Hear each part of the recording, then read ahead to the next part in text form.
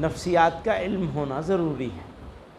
جس کو نفسیات کا علم نہ ہو، کم سے کم بنیادی معلومات نفسیات کی نہ ہوں، وہ اچھا معلم کبھی نہیں بن سکتا. سامنے والے کو، بچے کو پہچاننا، یا جس سے آپ مخاطب ہیں. آپ مان لیجئے کسی سے بحث ہو رہی ہے آپ کی، کسی مسلمان ہی سے، اچھے آدمی سے بحث ہو رہی ہے، اور وہ تنقید کر رہا ہے آپ کے کسی عمل کی. تو جیسے ہی کوئی آدمی ہمارے اوپر تنقید کرتا ہے، ہم اسے اپنا مخالف سمجھ لیتے ہیں.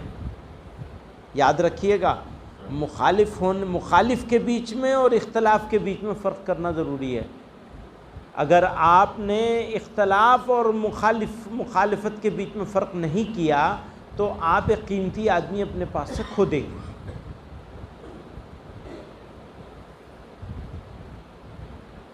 اختلاف کی ہمیشہ گنجائش ہے، اور اکثر اختلاف سے فائدہ ہوتا ہے. مثلا ہم لوگ یہاں بیٹھے ہوئے ہیں، ہم سب جمعیت کے ساتھی ہیں، اور آپ کی سمجھ میں کوئی بات نہیں آ رہی ہے اور اس سے آپ نے اختلاف کیا، تو دو باتیں ہوں گی: یا تو میں سمجھا لوں گا آپ کو، یا سمجھ جاؤں گا. لیکن اس کے لیے مجھے میرے دل میں وسعت پیدا کرنی پڑے گی. اگر میرے دل میں وسعت نہیں ہے تو میں آپ کی بات برداشت ہی نہیں کر سکوں گا، اس کو مخالفت پر محمول کر لوں گا. بہت ضروری ہے جماعت کے لیے، تنظیم کے لیے، تنظیم کا ذمہ دار، تنظیم کا کارکن اپنے اندر پہلے وسعت پیدا کرے، اور پھر اختلاف میں آداب کا دھیان رکھے اور اختلاف کرے. آداب سے مراد یہ ہے کہ جب بات کہہ رہا ہو، اختلاف کر رہا ہو، تو اپنی بات پر اڑا ہوا نہ ہو، بلکہ خود بھی ماننے کے لیے تیار ہو. تو سننے والا اور بولنے والا دونوں لوگوں میں وسعت ہونی چاہیے. سننے کے لیے تیار ہونے چاہیے، ماننے کے لیے تیار ہونے چاہیے. یہ کام کرنے کے طریقے آپ کو بتائے جا رہے ہیں 2 دن سے. یہ کام کرنے کا طریقہ کہیں ماں کے پیٹ سے تو آیا نہیں ہے، لوگوں سے بحث کر کے سیکھا گیا ہے. ہو سکتا ہے اگلے سال اس طریقے میں کچھ بدلاؤ پیدا کیا جائے. وہ کیسے آئے گا بدلاؤ؟ وہ آپ کے مشورے کے نتیجے میں آئے گا بدلاؤ. اگر اوپن نہیں ہوں گے تو بدلاؤ نہیں آئے گا، بدلاؤ نہیں آئے گا تو ترقی نہیں ہوگی. یاد رکھیے، ترقی ہوتی ہے بدلاؤ لانے سے. دینی تعلیم کا رسالہ چل رہا تھا اتنے سالوں سے، ابھی اس میں بدلاؤ لے آئے ہیں. بنیاد کو چھوڑا نہیں ہے، پیش کرنے کے، پڑھانے کے طریقے میں بدلاؤ لے آئے ہیں. حالات کے لحاظ سے، بچوں کی نفسیات کے لحاظ سے، لوگوں کی ضروریات کے لحاظ سے. آپ سمجھ رہے ہیں میری بات؟ بہت سارے لوگ نیند میں ہیں، تھک گئے. ابھی کھانا کھایا، خوب بریانی چلی ہے. بریانی کے بعد بتائیے کیا بات چلے گی؟ کون بیٹھے گا؟ جو بیٹھے ہیں وہ بھی مجبوری کو بیٹھے ہیں، انشراح نہیں ہے طبیعت میں. ویسے بھی بہت لمبا ہو گیا.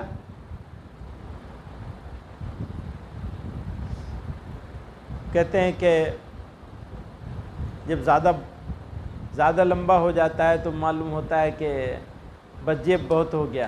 ایک انسان کا دماغ کام کرنے کی ایک استعداد ہوتی ہے.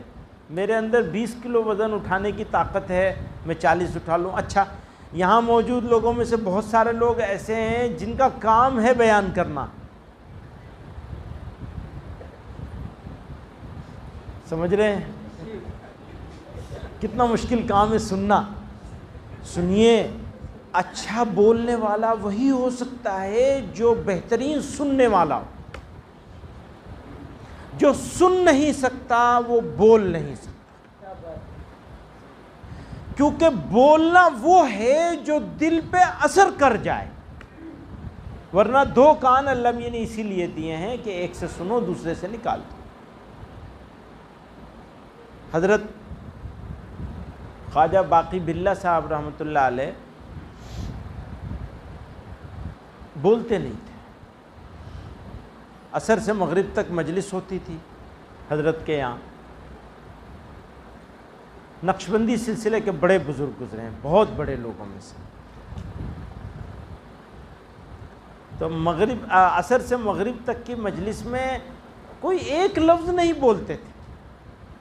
اچھا حضرت تو شیخ تھے، شیخ المشائخ تھے، تو جو آنے والے ہوتے تھے وہ بھی چپ چاپ بیٹھے رہتے تھے. مجلس ہوتی تھی، جیسے آتے تھے سلام کر کے ویسے ہی چلے جایا کرتے تھے. آتے ہوئے سلام اور جاتے ہوئے سلام، نہ سننے والا نہ بولنے والا. ایک دن کسی منہ لگے مرید نے حضرت سے کہہ دیا حضرت کچھ تو تبرک کے لیے بول دیا کریے، کچھ تو بول دیا کریے. بالکل ہی خاموشی رہتی. حضرت نے فرمایا جس نے میری خاموشی سے نہیں سیکھا وہ میرے بولنے سے کیا سیکھے گا.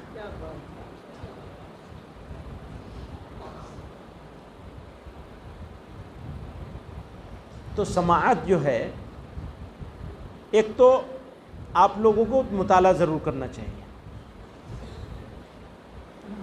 اور اس کے لیے کتابوں کا انتخاب کر لیجئے. آج کل کے دنوں میں تمام اکابر کے اوپر میں ایک چھوٹی سی مثال بتاؤں گا. مجھے نہیں معلوم تھا کہ حضرت مجاہد ملت مولانا حفظ الرحمان صاحب رحمۃ اللہ علیہ جمیعۃ علماء ہند کا ایک پیسہ اپنے اوپر خرچ کرنے کے لیے تیار نہیں تھے. بالکل نہیں معلوم تھا. وہ ڈاکٹر ابو سلمان صاحب آئے میرے پاس دل ہی، پرانی بات ہے، یا 8-10 سال اور زیادہ ہو گئے، بلکہ نہیں 15 سال بعد پرانی بات ہو گئی. حضرت رحمۃ اللہ علیہ حیات تھے تب آئے تھے. اور مولانا حفظ الرحمان صاحب حضرت مجاہد ملت کی سوانح میرے حوالے مجھے دی اور یہ کہا یہ میں نے پاکستان میں لکھی اور چھاپی ہے تو میں تمہارے لیے ایک نسخہ لایا. تو وہ میں نے ان سے لی، شکریہ ادا کیا، رکھ دیا. پھر ایک دن میں نے سوچا میں اس کو پڑھوں، تو اس کو پڑھنا شروع کیا.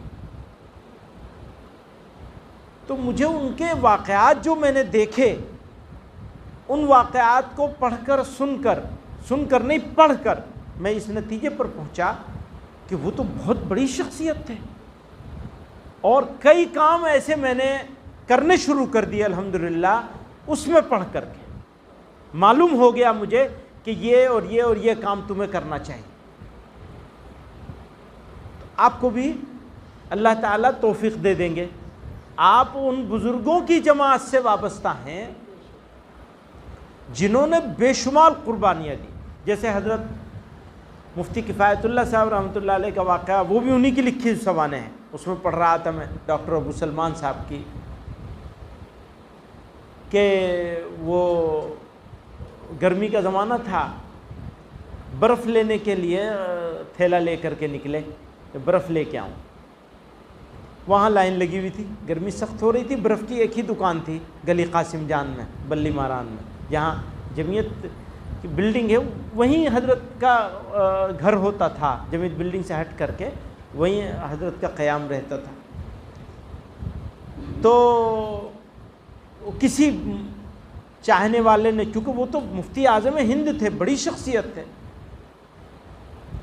تو ان کے کسی چاہنے والے نے حضرت مجھے دے دیجئے میں لے لیتا ہوں. پہلے تو برف والے نے ہی کہا آپ کہاں لائن میں، آپ کو پہلے دے دیتا ہوں. حضرت نے کہا نہیں میں یہیں ٹھیک ہوں، تم دو پہلے ان لوگوں کو پھر میں لوں گا. پھر وہ بھائی میں لے لوں لوگ آ گئے ہاتھ میں لینے کے. نہیں بالکل نہیں، میں خود لے جاؤں گا اپنی چیز. کسی نے کہا حضرت یہ کیا کر رہے ہیں؟ کہا کہ سنت ہے اس لیے کر رہا ہوں، اپنا کام خود کرنا سنت.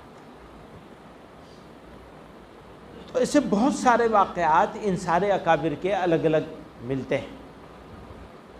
آپ کو رہنمائی مل جائے گی اور وہ رہنمائی آپ کو ملے گی، اس سے نظریہ بھی معلوم ہوگا. جمعیت علماء میں بحثیں ہیں، اس میں فلاں صاحب آئے تو انہوں نے یہ کہا تو حضرت نے یہ فرمایا. اور آج کے جو حالات ہیں یاد رکھیے گا یہ سب عارضی ہے، اور ہر زمانے میں ہر قوم، یعنی ہماری قوم کے ہر زمانے میں کم و بیش اس طرح کے حالات رہے. مذہبی طبقے دنیا میں کہیں بھی ہوں، مسلمان اکثریتی ممالک میں رہنے والے جو مذہبی طبقہ ہے تو جتنی تنگی میں ہم ہیں ہم سے کم نہیں ہیں کہیں بھی. 19-20 کے فرق کے ساتھ ہر جگہ تنگی ہے. تو قیامت بھی تو قریب ہے بھیا، مایوس کیوں ہوتے ہو؟ اللہ کا شکر ادا کریں کہ اللہ تعالیٰ نے اس طبقے میں پیدا کر دیا جو امت کی فکر لے کر کے بیٹھی ہوئی ہے. اچھا ہے فکر امت کی یا نہیں؟ اگر امت کی فکر ہے تو آپ پتھر پھوڑ کر پانی نکالیں گے، اور زمانے کے تخت و تاج آپ کی ٹھوکروں میں ہوں گے اگر امت کی فکر ہے. بس فکر چاہیے اور کچھ نہیں چاہیے.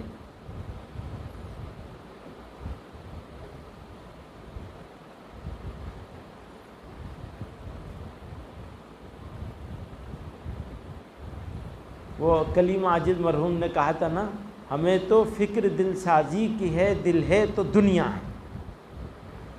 ہمیں تو فکر دل سازی کی ہے، دل ہے تو دنیا ہے. دوسرا مصرع کیا ہے بھائی؟ کسی کو یاد ہے؟ چلو اگلی مرتبہ کے لیے چھوڑتا ہوں اسے میں.